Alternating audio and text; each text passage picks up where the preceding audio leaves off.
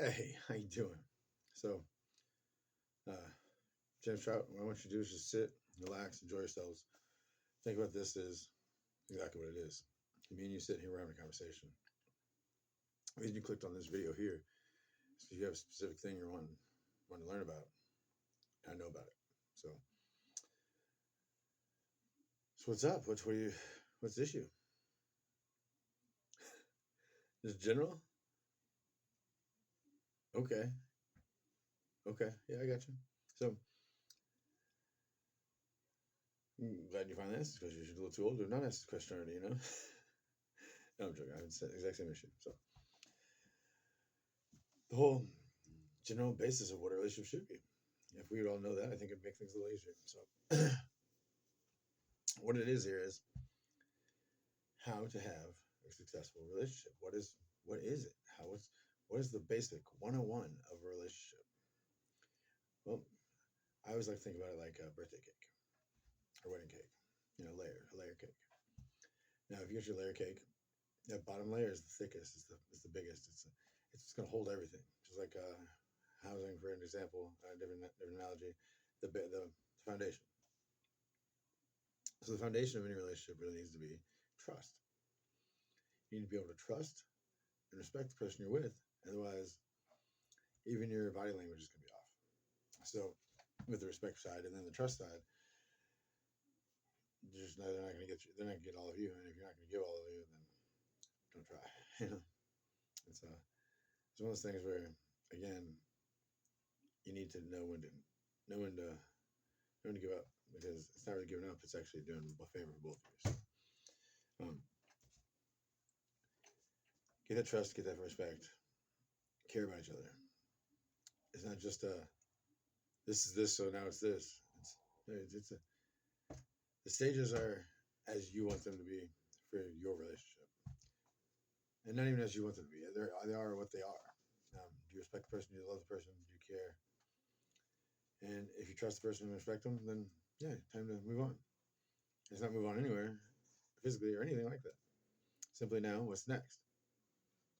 After you have that, you need to come together as a couple. This is, I think, where a lot of people really miss. You're coming together. Um, I don't really understand the whole talk with boundaries and with personal space. There is a place for certain types of boundaries and certain types of personal space, but not what's being talked about in mainstream today.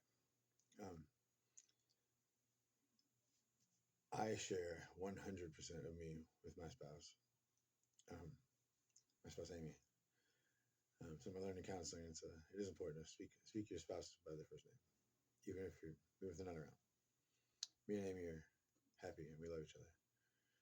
I'm a little too joking with her sometimes, but we love each other. And it's gotten that way because we actually built a relationship like we were some relationship engineers, which probably a great title for me now going forward. Um, we have the trust. It was a strange way we got there, but it finally helped me finally realize that that is the key is 100% open and honest. And I can't really. There would be a whole video on that, but if you're holding back anything, if you like the taste of ants that you found on accident when you were a kid, and you're holding that back because you think people are going to think you're weird, that's something you're holding back, and that's not you not being 100% open and honest. It doesn't matter what it is, you got to be 100% open and honest. But the growing together as a relationship, the two people forming one, is what I like to think of it. You can't have boundaries. You can't have personal space things.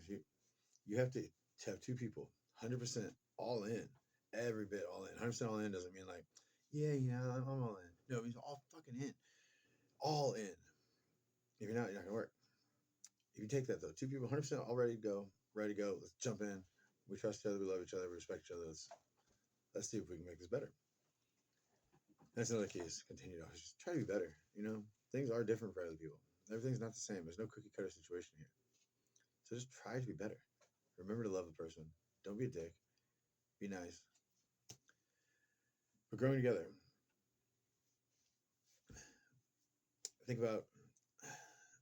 I was trying to research this and try to find a way to talk about this, but compromises is one of the steps. Are you able to compromise easily, without argument or stress?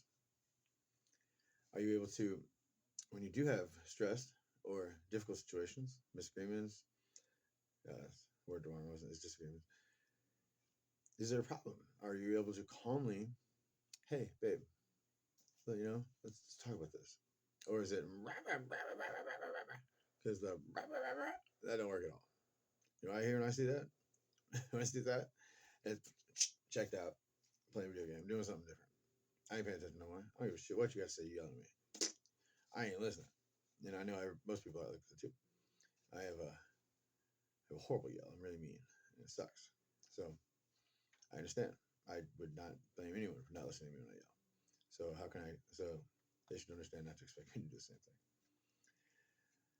That's really important part. And then really it is, I think, a conscious decision to say, you know what? I'm going to focus on growing together with you. It's not work. It's not I'm not working to make my relationship work with my beautiful Amy. It's just allowing it to. But because it's not a habit, it feels like work. It's doing something different, something you're not used to. Allowing someone in when you're not used to it. Trusting someone when you're not used to it. What has the world told us our entire lives? You can't rely on anybody. But you have to. Because that allows you to be vulnerable. And when you're vulnerable and people come through for you, builds more respect and more trust, which is the foundation of everything here. You allow yourself to be vulnerable, give yourself a chance to be hurt. When they don't hurt you, when they do come through for you, when they do show you that they care, continues to build. I'm getting chills just thinking about it. It's so beautiful. It's so amazing. You have to say, okay, I'm vulnerable. Here's my weak spot. And they shield you instead of hurt you every time because they're consistent.